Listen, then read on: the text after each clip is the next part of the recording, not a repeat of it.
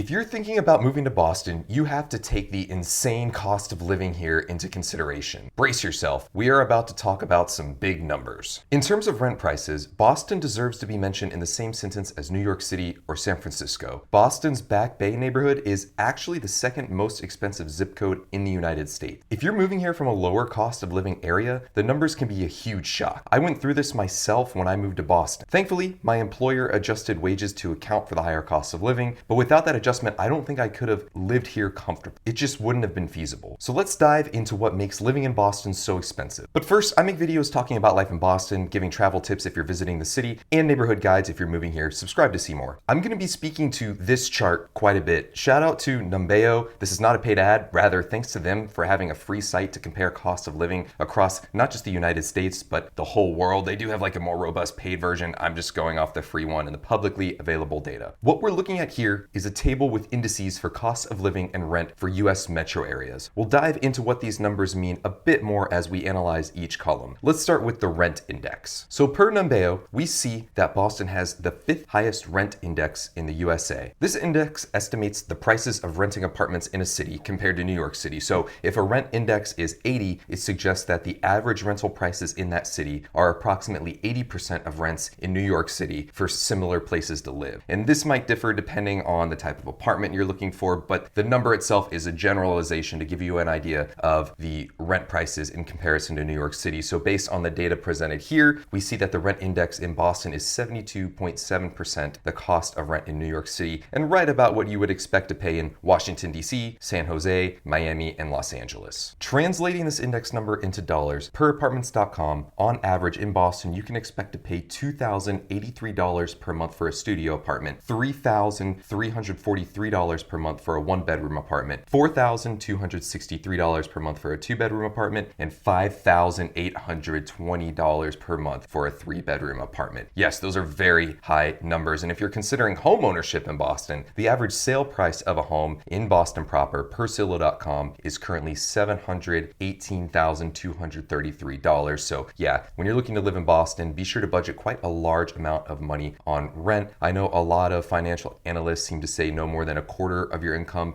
on rent or a place to live, maybe no more than a third. You might have to bust that to live comfortably in Boston. But why is rent so expensive here? That's a great question. From what I can tell, it's simple supply and demand. There's just not enough housing in the Boston area for the amount of people who are looking for places to live. If you think about it, it does make sense. I'm from Austin, Texas originally, another city that has experienced massive growth over the past decade. While Austin certainly has housing issues, the fact is that there is land to build new apartments and homes to meet the demand for housing. While they've struggled to meet that demand, they still do have the option and area to build more. Boston can't just build more housing. The city and its surrounding towns have been around since the 16 and 1700s. They've grown together. Highways are already full because they were built after all of these cities were built up. There's just not enough space on the roads for everyone who lives here. There's nowhere else even close to city center to build, even as we continue to look for areas that could be repurposed. Add to that fact that zoning laws are just now being adjusted to accommodate for more growth. For example, the city of Cambridge, right across the Charles River from Boston, just got rid of a zoning rule that required a certain amount of parking spots to be built for each type of housing unit under development. For example, building a residential tower with a 5-story parking garage is already not cost effective, and it also removes 4 floors of potential housing units. These little types of rules add up over time. Thankfully, regulations such as these are slowly being restructured, but it's going to take time until new units are proposed, approved, and constructed to see any real impact on the Boston Rent Index to the benefit of renters or buyers. Shifting to the cost of living index, we see that Boston also has the 5th highest cost of living index in the US. The cost of living index indicates the relative prices of consumer goods like groceries, restaurants, transportation, and utilities. It excludes accommodation expenses such as rent or mortgage. So for instance, in a city with a cost of living index of 120, that is about 20% more expensive than you would expect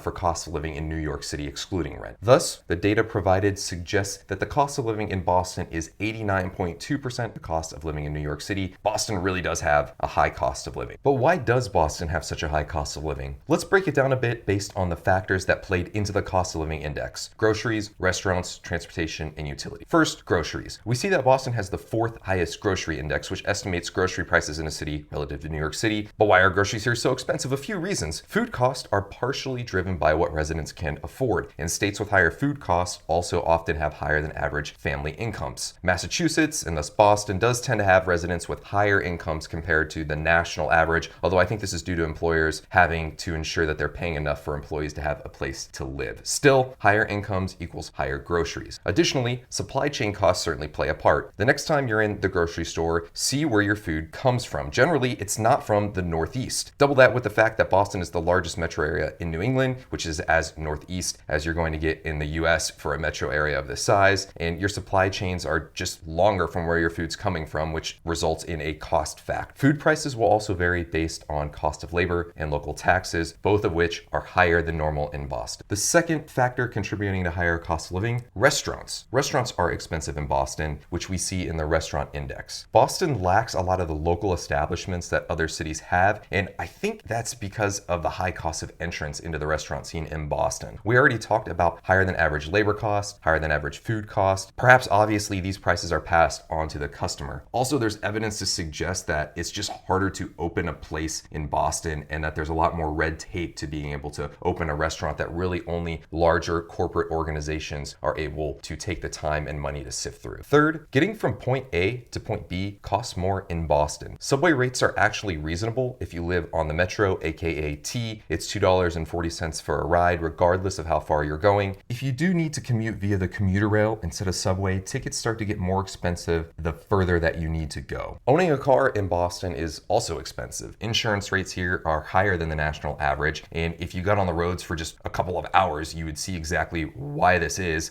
In addition to having more cars than there really is room on the road, there's just a ton of crazy drivers. The good news is that gas prices in the state of Massachusetts are actually less than the national average, but you use a lot more fuel sitting in traffic. Finally, certain utilities can cost more in Boston too. If you move to Boston and get an apartment, make sure to look at the type of heating in your unit. Boston is an old city, and there's a good chance that you won't have a smart thermostat in your unit. Oil heating is common here, and that comes with a big cost in the winter months. Don't let that catch you by surprise. Old buildings are what give Boston its charm. I love the architecture of neighborhoods like Beacon Hill and Back Bay and Charlestown, but it is an expense if you have oil heating that you need to be mindful of if you choose to live in one of these beautiful units. For other utilities, it really is just going to depend on the location, the type of apartment, whether your unit has insulation, etc. It's tough for me to nail down a specific number for you without that context. Just be mindful of these factors so that utilities aren't a huge unforeseen expense for you if you choose to live in Boston. So it's very clear here, Boston is one of the most expensive cities in the US. Do you get a quality of life in return? You do pay a lot more to live here. Is it worth it? That's really subjective based on what you're looking for in a city. Here are some perks of the area that I found. First, the state of Massachusetts is consistently ranked as having some of the best public schools in the US. Boston suburbs have some of the best schools in the state, and the city of Boston, the state of Massachusetts, and the region of New England have highly ranked colleges to choose from when that time comes around for your children. Second, not only does Boston have a ton of hospitals, they have quality hospitals as well. People come from all over to get treatment from any of the hospitals in the Longwood medical area, and Massachusetts General Hospital is nationally known and accredited. If you watch Grey's Anatomy, they reference it all of the time. Third, the job market here is strong. Boston is a biotech hub. There are a ton of jobs in medical fields. Engineering jobs are popular as well, and all of these fields of work bring about other second and third order effects and jobs. Granted, you need to make a lot to live comfortably here, but there are definitely tons of employers around the city. Fourth, in addition to having a ton of green spaces within the city, Boston is close to a lot more green spaces if you're looking to get out for the day or weekend. Blue Hills Reservation is just outside of the city. The Berkshires are just a couple of hours away, and these are two examples that are barely scraping the surface of everything that's within a short driving distance.